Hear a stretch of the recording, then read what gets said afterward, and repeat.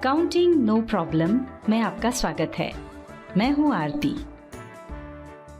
आगे बढ़ने से पहले हमारी आपसे प्रार्थना है, कृपया सोचें, आप डेटा एंट्री ऑपरेटर यानी बाबू बनना चाहते हैं या अकाउंटेंट?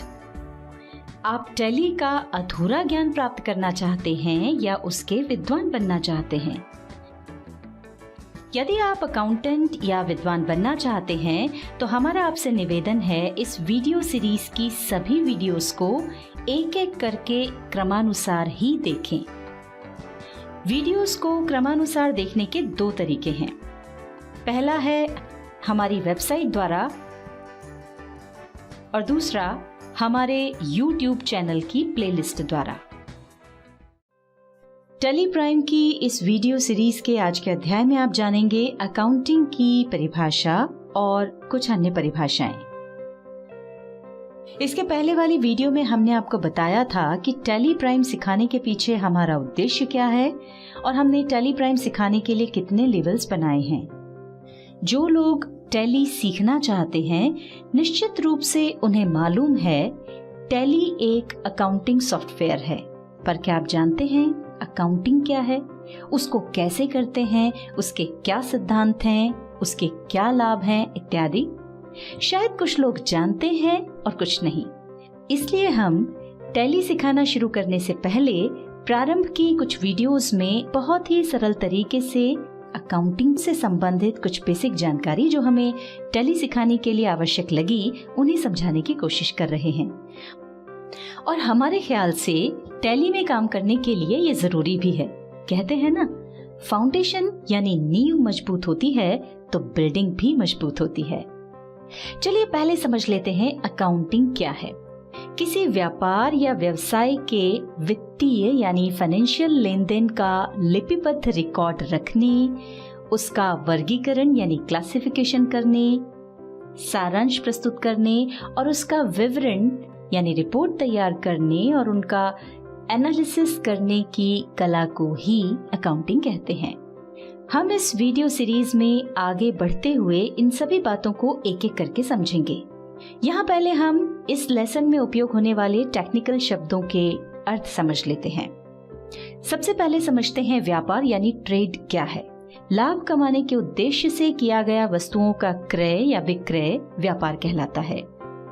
अब हम देख लेते हैं पेशा यानी प्रोफेशन क्या है। आय अर्जित करने के लिए किया गया कोई भी काम या कोई भी साधन जिसके लिए पूर्व प्रशिक्षण की आवश्यकता होती है, वो पेशा कहलाता है। डॉक्टर, वकील, शिक्षक, इंजीनियर आदि द्वारा किए गए काम पेशा कहलाते हैं। अगली टर्म है व्यवसाय यानी बिजनेस। ऐसा कोई भी वैधानिक काम जो आय या लाभ प्राप्त करने के उद्देश्य से किया गया हो, व्यवसाय कहलाता है। व्यवसाय एक व्यापक शब्द है जिसके अंतर्गत उत्पादन, वस्तुओं या सेवाओं का क्रय विक्रय, बैंक, बीमा, परिवहन, कंपनियां आदि आते हैं। व्यापार व पेशा भी इसी के अंतर्गत आते हैं। अब बात करते हैं ट्रांजैक्शन यानी लेन देन की। व्यवसाय में माल, मुद्रा या सेवा के पारस्परिक व्यवहार या आदान प्रदान को लेन देन कहते हैं और ये सभी मुद्रा द्वारा मापे जाते हैं। चूंकि ये मुद्रा से संबंधित हैं, इसलिए इन्हें फाइनेंशियल ट्रांजैक्शन भी कहते हैं। इसमें मुद्रा का भुगतान तुरंत या भविष्य में हो सकता है। जब सौदे का तुरंत भुगतान किया जाता है तब वह नकद लेन देन यानी कैश ट्रांजैक्शन कहलाता है, और जब भुगतान भविष्य में किया जाता है तब उसे उधार लेन देन यानी क्रेडिट ट्रांजैक्शन कहते हैं। अब समझते हैं माल यानी गुड्स किसको कहते हैं। माल उस वस्तु को कहते हैं जिसका क्रय विक्रय या व्यापार किया जाता है। माल के अंतर्गत वस्तुओं के निर्माण हेतु प्राप्त कच्ची सामग्री, अर्धनिर्मित सामग्री या तैयार वस्तुएं भी हो सकती हैं। उदाहरण के लिए वस्त्र विक्रेता द्वारा खरीदा गया कपड़ा, शक्कर मिल द्वारा खरीदा गया गन्ना व निर्मित शक्कर, फर्नीचर के व्यापारी द्वारा फर्नीचर बनाने के लिए खरीदी गई लकड़ी व तैयार फर्नीचर, अनाज के व्यापारी द्वारा खरीदा गया अनाज उन व्यापारियों के लिए माल है। अगली टर्म है क्रय यानी परचेज। पुनः विक्रय के उद्देश्य यानी बेचने के उद्देश्य से व्यापार में खरीदा गया माल क्रय या खरीदी कहलाता है। व्यापार में माल को नकद या उधार खरीदा जा सकता है, जिसे कैश परचेस या क्रेडिट परचेस कहते हैं। यहाँ एक बात का ध्यान रखें, व्यापारी जिस भी वस्तु का व्यापार करता हो उसके अलावा यदि कोई अन्य वस्तुएं खरीदता है तो वो खरीदी परचेस नहीं कहलाएगी।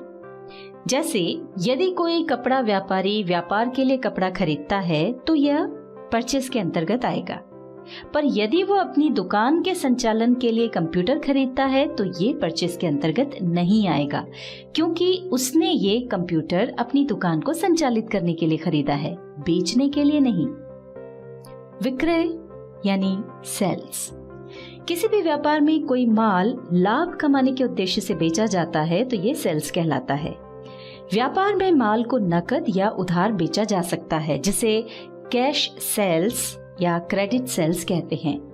नकद और उधार विक्रय को मिलाकर कुल विक्रय यानी टोटल सेल्स को टर्नओवर कहा जाता है। यहाँ महत्वपूर्ण बात यह है कि हमारा व्यापार जिन वस्तुओं या सेवाओं का है उनके अलावा जो भी बेचा जाता है वो सेल्स या विक्रय नहीं कहलाता है। उदाहरण के लिए मान लीजिए आपका इलेक्ट्रॉनिक्स आइटम का शोरूम है और आप इलेक्ट्रॉनिक्स का सामान बेचेंगे तो इसे सेल्स कहा जाएगा, लेकिन यदि आप अपने शोरूम का पुराना फर्नीचर बेचते हैं तो ये सेल्स नहीं कहलाएगा। अगली टर्म है राजस्व यानी रेवेन्यू।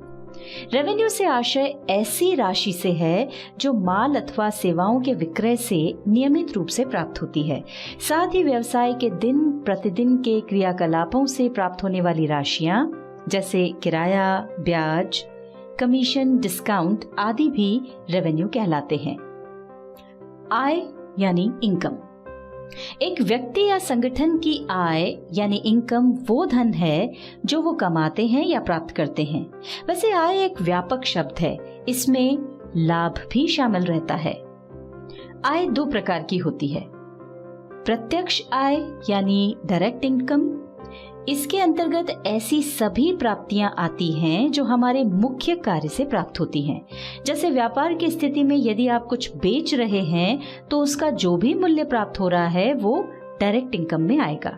मान लीजिए आपका मुख्य व्यापार कपड़े का है तो कपड़े की सेल्स से होने वाली प्राप्ति आपकी डायरेक्ट इनकम कहलाएगी।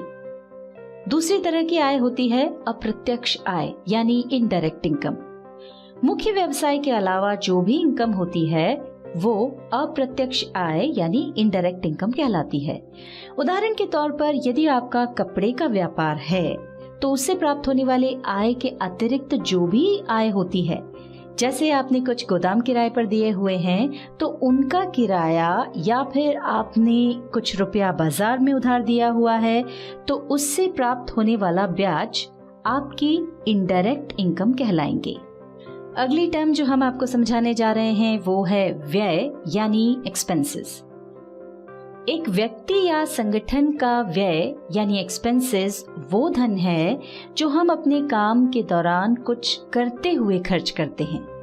यह भी दो प्रकार का होता है। पहला है प्रत्यक्ष व्यय यानी डायरेक्ट एक्सपेंसेस। इसके अंतर्गत हमारे मुख्य कार्य से संबंधित जो भी सीधे खर्च होते हैं वे आते हैं। जैसे व्यापार की स्थिति में यदि आप बेचने के लिए कुछ खरीदते हैं या खरीदे हुए माल पर सीधे कोई खर्च करते हैं तो उस पर जो भी धन खर्च होता है वो प्रत्यक्ष व्यय यानी डायरेक्ट एक्सपेंसेस कहलाता है। उदाहरण के लिए आपका मुख्य व्यापार कपड़े का है तो आप जो कपड़ा खरीदते हैं उसका मूल्य, उसे अपने गोडाउन या फैक्ट्री तक लाने के लिए जो गाड़ी भाड़ा देते हैं, यदि कपड़े पर कोई एम्ब्रॉयडरी करते हैं यानी कपड़े को बेचने योग्य बनाने के लिए जो भी खर्चा करते हैं, ये सब खर्चे आपके डायरेक्ट एक्सपेंसेस माने जाएंगे। दूसरी तरह का व्यय है अप्रत्यक्ष व्यय यानी इनडायरेक्ट एक्सपेंसेस। इनका संबंध वस्तु के क्रय या उसके निर्माण से न होकर वस्तु की बिक्री या कार्यालय व्यय से संबंधित होता है। सरल शब्दों में कह सकते हैं मुख्य व्यवसाय से संबंधित जो भी सीधे खर्च होते हैं उनको छोड़कर शेष सभी खर्च इसके अंतर्गत आते हैं। जैसे व्यवसाय या व्यापार को चलाने में सहयोग करने के लिए जो भी खर्च होते हैं, जैसे ऑफिस से संबंधित कर्मचारियों की तनख्वाह, ऑफिस का बिजली बिल, स्टेशनरी खर्च, डेप्रिसिएशन इत्यादि। अगली टर्म है इंटरेस्ट यानी ब्याज। व्यापार में जब हम किसी से कर्ज लेते हैं या फिर किसी को लोन देते हैं तो उस लोन राशि के उपयोग के बदले में लोन देने वाले को एक निश्चित दर से प्रतिफल यानी कंसिडरेशन के रूप में कुछ राशि देनी पड़ती है, जिसे ब्याज कहते हैं।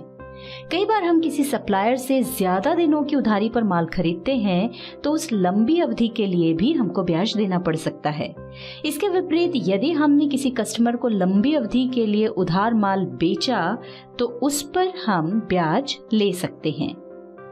फिर है छूट यानी डिस्काउंट। व्यापारी द्वारा अपने ग्राहकों को दी जाने वाली छूट या रियायत को ही डिस्काउंट कहते हैं।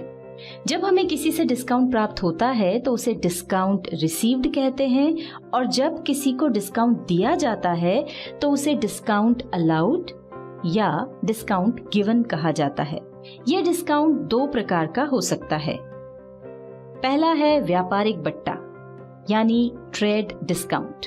व्यापारी माल बेचते समय ग्राहक को माल के मूल्य में कुछ राशि कम करता है या बिल की राशि में से कुछ राशि कम करता है। इस तरह की छूट को बिल में ही कम कर दिया जाता है, इसे ही ट्रेड डिस्काउंट कहते हैं। प्रायः ये छूट ग्राहकों को अधिक माल खरीदने के लिए प्रेरित करने के लिए दी जाती है। दूसरा है नकद बट्टा यानी कैश डिस्काउंट। व्यापारिक चलन के अनुसार प्रत्येक ग्राहक को एक निश्चित अवधि में भुगतान करने की सुविधा प्रदान की जाती है। अगर ग्राहक निश्चित अवधि के पहले ही भुगतान कर दे तो उसे कुछ छूट दी जाती है, जिसे कैश डिस्काउंट यानी सीडी भी कहा जाता है। प्रायः यह डिस्काउंट प्रतिशत के रूप में दिया जाता है, जैसे 2% कैश डिस्काउंट या 3% कैश डिस्काउंट इत्यादि। कैश डिस्काउंट के लालच में ग्राहक शीघ्र भुगतान करने के लिए प्रोत्साहित होता है। अब आता है कमीशन।